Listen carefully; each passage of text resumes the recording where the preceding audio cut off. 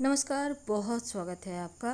वृषभ राशि साप्ताहिक राशिफल 7 जुलाई से 13 जुलाई तक का वक्त आपके जीवन में क्या कुछ बदलाव लाएगा, चलिए जानते हैं विस्तार से। वीडियो के अंत तक बने रहें।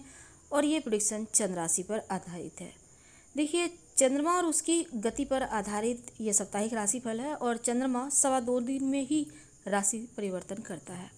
तो चलिए समझते हैं कि इस सप्ताह चंद्रमा आपके सप्तम भाव में शुरुआत में रहेंगे।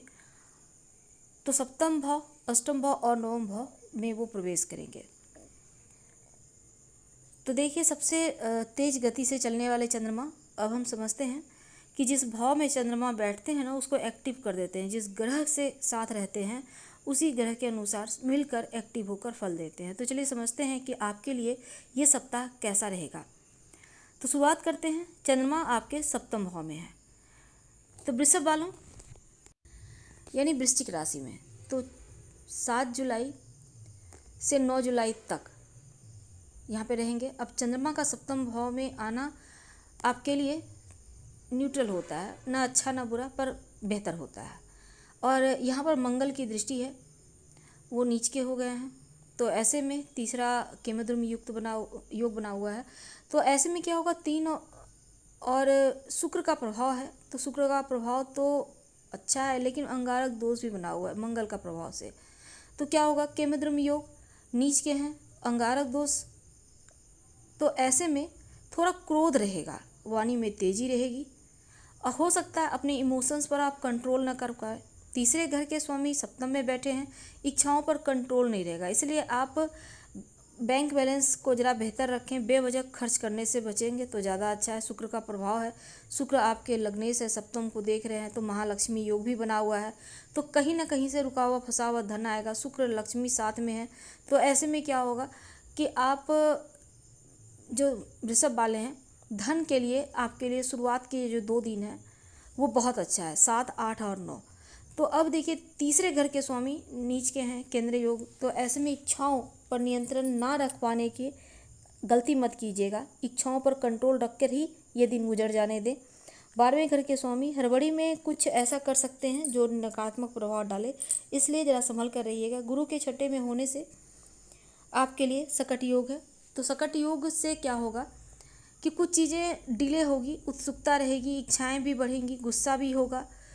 अब देखिए, सप्तम से चंद्रमा अच्छा खासा आपका जो नाम है, पहचान है, वो खराब हो सकता है। इसलिए आपको ये 2 दिन, 2.25 दिन पेशेंस लेवल को बेहतर करना होगा, शांत रहना होगा, कम बोलना होगा। और ऐसी कोई दिक्कत, बड़ी दिक्कत नहीं है, लेकिन 2-4 चीज़ों का ध्यान रखें। बड़ा बिजनेस, अगर आप बिजनेस करते हैं तो बड़ा रिस्क मत लीजिएगा। लव रिलेशनशिप में है, बुद्धिमानी दिखाइए, आप मुस्कुराइए ज़्यादा, बोलिएगा थोड़ा कम, सुनिए सामने वाले की। वैवाहिक जीवन हालांकि बढ़िया रहेगा। अचानक से हो सकता है कुछ बात को लेकर थोड़ा सा आप लोगों में आर्गुमेंट हो जाए, लेकिन ज़्यादा टेंशन नहीं है। जो विद्यार्थी हैं, भाग्य का साथ मिलेगा, आपके लिए बहुत शुभ है, पढ़ाई लिखाई पे फोकस रहेगा। स्वास्थ्य, अगर आपको दांतों का, आँखों का प्रॉब्लम है, डायबिटीज़ का प्रॉब्लम है, तब थोड़ा सा अपना ध्यान रखिएगा। और 9 जुलाई से लेकर 11 जुलाई तक चंद्रमा आपके अष्टम भाव में रहेगा। धनु में चंद्रमा अष्टम भाव में। अब यहाँ पर चंद्रमा का अष्टम में आना अच्छा तो नहीं माना जाता, ऊपर से केमद्रुम योग, सकट योग खत्म हो गया, गुरु की दृष्टि आ गई, गजकेसरी योग बना हुआ है, अंगारक दोष युक्त मंगल का प्रभाव। अब देखिए उनकी दृष्टि, अब सबसे बड़ी बात यह होगी कि चंद्रमा यहाँ पर ओवर थिंकिंग का शिकार बना सकता है। गुरु की दृष्टि है, गजकेसरी योग तो बन रहा है, लेकिन गुरु खुद ही अष्टमेश है, शनि का प्रभाव भी है। तो अब देखिए क्या होगा, थोड़ा सा बदलाव दिखेगा। और कोई बहुत बड़ा बदलाव तो नहीं है, लेकिन फिर भी शनिदेव का प्रभाव है, थोड़ा सा नकारात्मकता बढ़ा हुआ है, गलत निर्णय ले सकते हैं, गलत लोगों पर आप विश्वास कर सकते हैं, हड़बड़ाहट या घबराहट इसमें हो सकती है, ज़्यादा बोलना आप शुरू कर देंगे।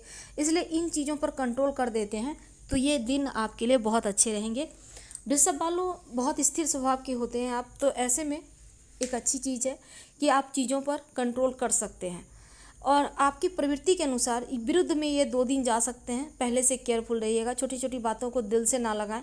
गुरु जो है आपके 11वें घर के स्वामी, अष्टम को देख रहे हैं, अचानक से धन प्राप्ति के योग बनेंगे। अनिश्चितता पूर्ण है शुरुआती दिन, ये सप्ताह का जो मध्य भाग है। तो ऐसे में कार्य क्षेत्र में आप अपनों जो आपके सहायक हैं, सेवक हैं, या आपके अंदर जो लोग काम करते हैं उन पर ट्रस्ट कीजिए, लेकिन हर तरफ नज़रें भी बनाए रखें। जो बिजनेस करते हैं शांत रहिए, बड़ा निर्णय मत लीजिएगा। लव रिलेशनशिप में ज़्यादा शक करेंगे, ज़्यादा सोचेंगे तो दिक्कत बढ़ेगी। वैवाहिक जीवन आपके लिए ठीक है, और ओवर स्मार्ट, ओवर कॉन्फिडेंस, ये सभी चीज़ों से ज़रा बचें। हड्डी का थोड़ा सा ध्यान रखें, क्योंकि 12वां घर बली है। अपनी हड्डियों का ध्यान रखिएगा। खर्च वगैरह पर मध्य भाग में थोड़ा सा कंट्रोल रखिए। 11 जुलाई से 13 जुलाई तक का जो वक्त है, चंद्रमा आपके नवम घर में यानी मकर राशि में रहेंगे। अब चंद्रमा का नवम भाव में आना आपके लिए ठीक है। अब क्या क्या अच्छा होगा, देखिए मंगल के प्रभाव में फिर अष्टम से यहाँ पर चंद्रमा जैसे ही नवम में आएंगे तो मंगल का प्रभाव तो नहीं पड़ेगा, केंद्र भी जरूर बना हुआ है पूरे सप्ताह, तो राहु और केतु आसपास भी यहाँ नहीं है। लेकिन एक बात जान लीजिए, चंद्रमा जब नवम भाव में आएंगे तब स्थिति आपके लिए कुछ हद तक बेहतर होगा।